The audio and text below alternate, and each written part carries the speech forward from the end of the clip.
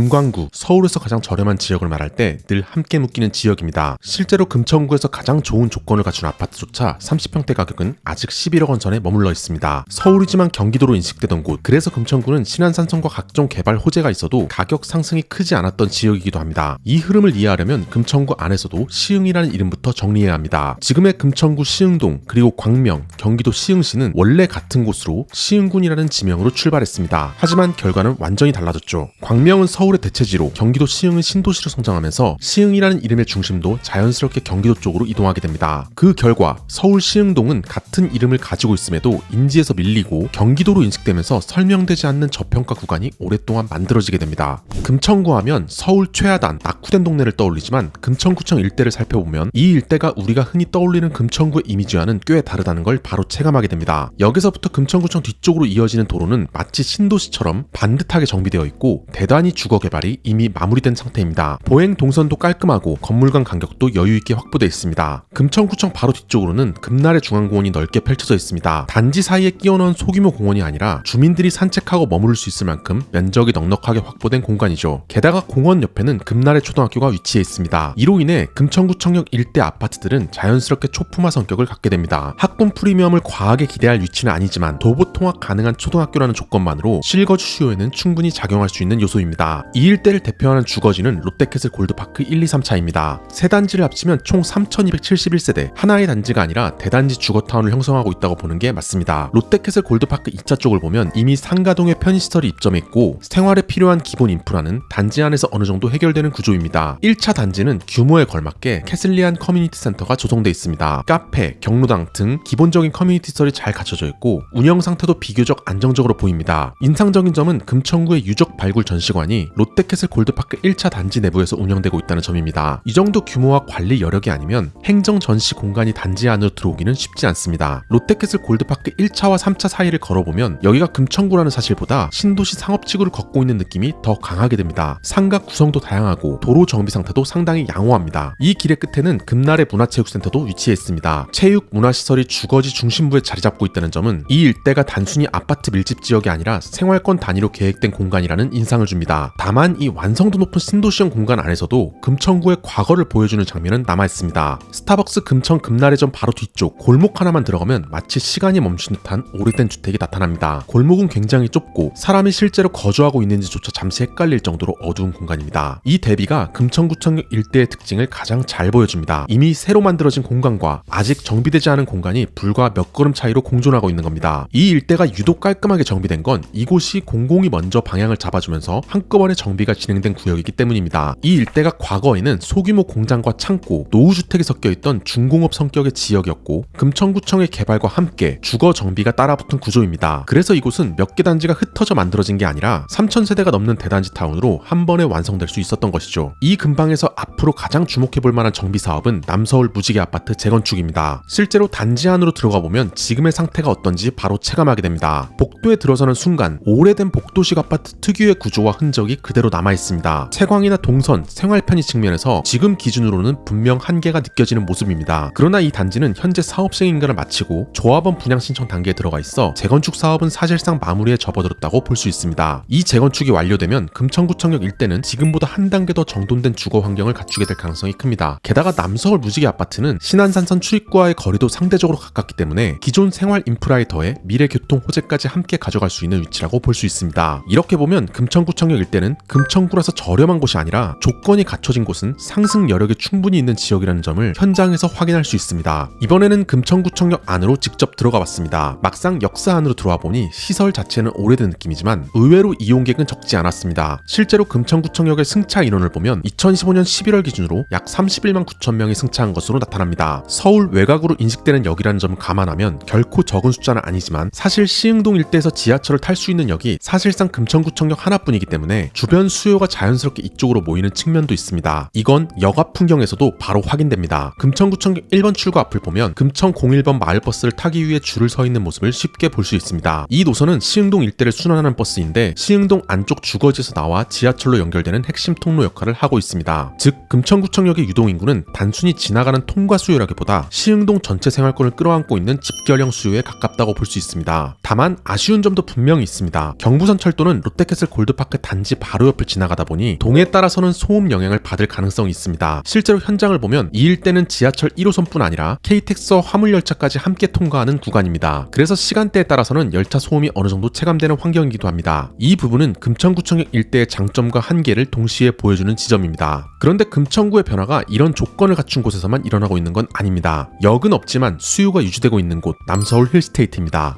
남서울 힐스테이트는 이름 그대로 서울 남쪽 끝자락에 위치한 단지입니다. 그래서 오랫동안 서울이긴 한데 가장 끝에 있는 동네라는 인식이 강했습니다. 이 단지는 단지에서 초등학교를 품고 있는 구조이고 단지 내부 환경도 전반적으로 깔끔하게 관리되고 있습니다. 다만 실제로 걸어보면 단지 안에 언덕이 꽤 있는 편이라는 점은 체감되는 요소입니다. 또 하나의 특징은 비역세권이라는 점입니다. 이 때문에 그동안 시세가 상대적으로 많이 눌려있던 곳이기도 하죠. 그런데 막상 현장에서 교통을 살펴보면 생각보다 불편하다는 느낌은 크지 않습니다. 단지 바로 앞에는 시흥대로가 넓게 형성돼 있고 이 구간을 따라 운행하는 버스 노선들이 웬만하면 구로 디지털 단지까지 전용 도로를 타고 막힘없이 이동합니다. 여기에 더해 신안산선 개통이라는 변수가 더해지면 이 일대의 교통 여건은 지금과는 또 다른 평가를 받을 가능성도 있습니다. 그래서 이곳 역시 서울의 끝자락에 위치해 있음에도 불구하고 시세는 10억 원에 가까운 구간을 향해 움직이고 있는 상황입니다. 단지 맞은편에는 금천폭포공원이 있고 공원을 따라 올라가 보니 산책을 나온 주민들의 모습도 쉽게 볼 수 있었습니다. 이 일대에서 느껴지는 분위기는 단순히 조용한 주거지가 아니라 개발 흐름이 서서히 번지고 있는 지역이라는 점입니다. 실제로 아까 살펴봤던 롯데캐슬 골드파크 맞은편일 때부터 이 남서울 힐스테이트 뒤쪽까지 신속통합기획, 모아타운, 재정비구역 등 여러 형태의 정비사업이 동시에 추진되고 있습니다. 금천구가 다른 서울 지역처럼 뉴타운 개발이 어려웠던 이유는 입지 때문이 아니라 구조 때문입니다. 특히 시흥동 일대는 아파트 단지로 비어있던 땅이 아니라 오래전부터 사람들이 촘촘하게 살아온 주거지였습니다. 실제로 시흥동 일대에는 중앙 시흥하이츠 빌라처럼 아파트처럼 보이는 이색적인 빌라도 존재합니다. 이곳이 주변과 함께 광범위한 재개발로 묶이지 못하고 모아타운 방식으로 정비가 추진되고 있다는 점 역시 시흥동이 가진 개발 구조를 그대로 드러냅니다. 남서울 힐스테이트 역시 이와 크게 다르지 않은 맥락에 놓여 있습니다. 단지 하나는 깔끔하게 완성됐지만 단지 초입의 오르막길을 따라가면 여전히 오래된 상가들이 이어집니다. 이 아파트 하나만으로는 주변 전체를 한 번에 바꾸기 어려웠던 이유, 금천구 개발이 이런 방식으로 진행될 수밖에 없었던 구조가 이 일대에서 그대로 느껴집니다. 그런데 금천구를 이야기할 때 여전히 많은 사람들이 떠올리는 모습은 이보다 훨씬 아래에 있습니다. 금천구에서 가장 낮은 가격대를 형성하고 있는 곳, 변화의 흐름에서 가장 끝에 남아있는 지역, 바로 시흥2동 관악산 벽산타운 일대입니다.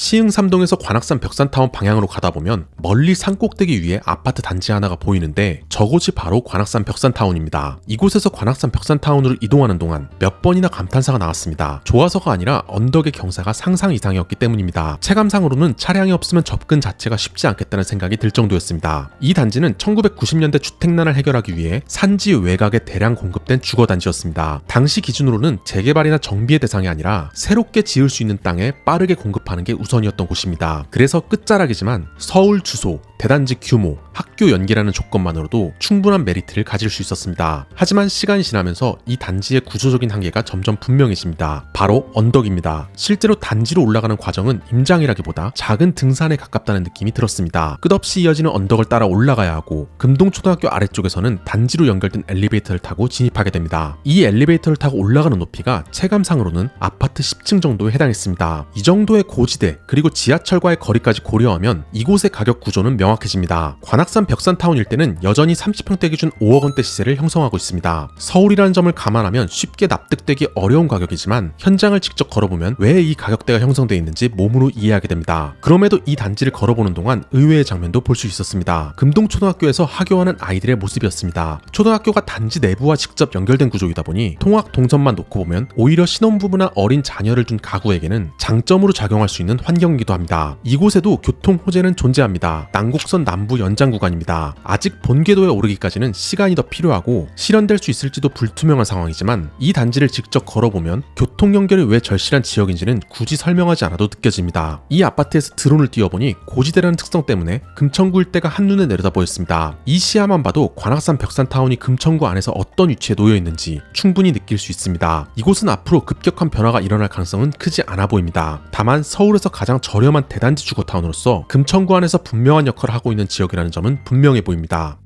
오늘 금천구를 위에서부터 중간 그리고 가장 아래까지 직접 걸어봤습니다. 가격도 달랐고 접근성도 달랐고 체감되는 생활 환경도 달랐습니다. 그런데 한 가지 공통점이 있었습니다. 아이들이 실제로 살고 있는 동네라는 점입니다. 실제로 금천구 행정동별 19세 미만 인구를 보면 오늘 임장한 세 곳이 금천구 전체에서 아이들이 가장 많은 동네들입니다. 이건 단순히 좋아 보이는 동네가 아니라 실제로 선택되고 있는 동네라는 뜻입니다. 금천구청역 일대처럼 이미 서울 프리미엄이 작동하는 곳이 있고 남서울 힐스테이트처럼 아직은 비역세권이지만 교통과 정비 기대가 함께 움직이는 구간이 있으며 관악산 벽산타운처럼 접근성과 지형의 한계로 여전히 서울 최하단 가격대를 형성하고 있는 곳도 있습니다. 이 세 구간은 같은 금천구 안에 있지만 같은 조건으로 평가할 수 있는 지역은 아닙니다. 그래서 금천구를 두고 아직 저평가된 동네다 라고 하나로 묶어 말하는 건 지금 시점에서는 맞지 않습니다. 이미 가격이 반영된 구간도 있고 아직 구조적으로 눌려있는 구간도 분명히 존재하기 때문입니다. 다만 금천구는 금광구로 묶여 서울에서 가장 저렴한 동네로 취급받곤 하지만 직접 걸어보면 그 인식과는 다른 모습이 분명히 존재합니다. 그리고 부동산 시장에서는 인식이 먼저 바뀐 지역보다 현실이 먼저 바뀐 지역에서 가격이 뒤늦게 그러나 가장 빠르게 따라옵니다. 시흥동과 독산동 일대의 변화가 누적될수록 금천구에 대한 평가는 지금보다 높아질 것입니다.